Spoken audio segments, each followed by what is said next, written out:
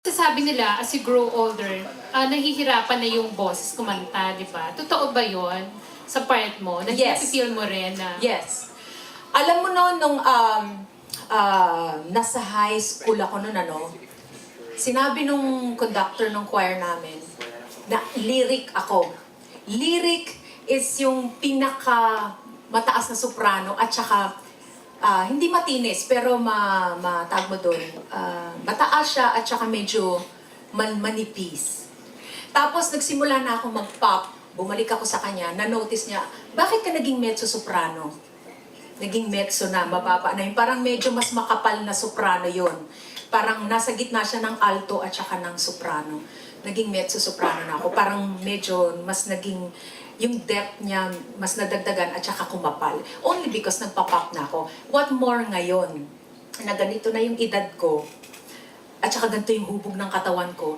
So, iba na. Nakaka-affect ba yun sa ang boses? Yung hubog ng katawan? Hubog ng katawan? Aba naman.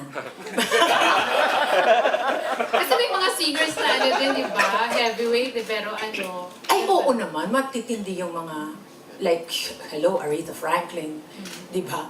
Kumpara mo yung boses niya noon at saka ngayon, ganun pa rin, di ba? Bularet pa rin magkumanta. Pero, sa ngayon, nararamdaman ko na yung difference kung ikukumpara nung mas bata-bata ako. Siyempre, iba yung stamina mo noon. Ngayon, magpunta lang ako from one end to the other end of the stage, hinihingal na ako. So, yun. So, as early as now ba, naiisip mo ng baka may iba kang fallback? Kung sakaling hindi na ako manta, oo naman. Meron. Ano nang naiisip? Bold Star. Yun pala yun. Banda ng Bakit ka punchline. natatawa? So, willing ka mag-FHM pa. My gosh! My gosh! FHM. For horrible. For horror movies, just. Yeah, seriously speaking, anong fallback na iisip mo? Sa ngayon, actually, my husband and I are looking into, well, nag-umpisa na naman kami, no? Meron kaming mga maliliit na business, pero alam mo, ikukumpara mo sa pagiging isang showbiz person, syempre hindi pa rin ganun kalaki. Alam mo yon, malaki pa yung difference ng kikitain ko sa ginagawa ko ngayon kaysa dun sa maliit na business na namin. Yeah. Thank you, Miss Lani, ha. Thank May you, Miss follow-up daw si Janice. Manay. Ako si Manay nagkaroon ng ibang idea. Go.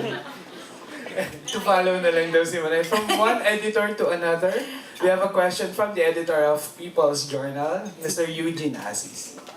Yun na. Grabe introduction.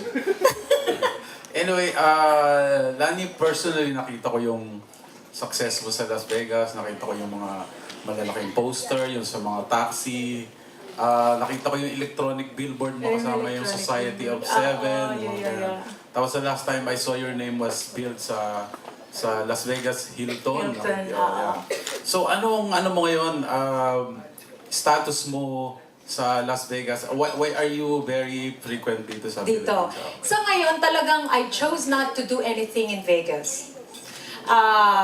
Ang pinakahuli ko na araw-araw akong nagtatrabaho was 2012. Sabi ko, after nito, magpapahinga muna ako sa araw-araw na show na ganyan. Sa Hilton yun? Actually, Hawaii naman. Sa Hawaii. Nag-show din ako doon sa showroom ng Magic of Polynesia showroom. Ganun din, parang Vegas show din, every day. So after nun sabi ko, teka muna, parang gusto ko munang gumawa ng iba. Kasi biro mo sunod-sunod yun. Every year yun ang gagawin ko. Show every day. Sabi ko, pahinga muna ako sa ganitong klase. And sabi ko, sige, mag-ano muna tayo ng ibang gagawin. So nag-show muna ako sa iba't ibang state sa US. Ang ganda din, pero at least hindi everyday yon. And then hanggang sa marami kong nakukuhang calls from here, dito sa Pilipinas, ganyan, mga shows sa resorts, mga ganyan. So hanggang sa, each time na nandirito ako, lagi kami nakakatanggap ng calls to do this and to do that. So sabi natin, sige, since na maraming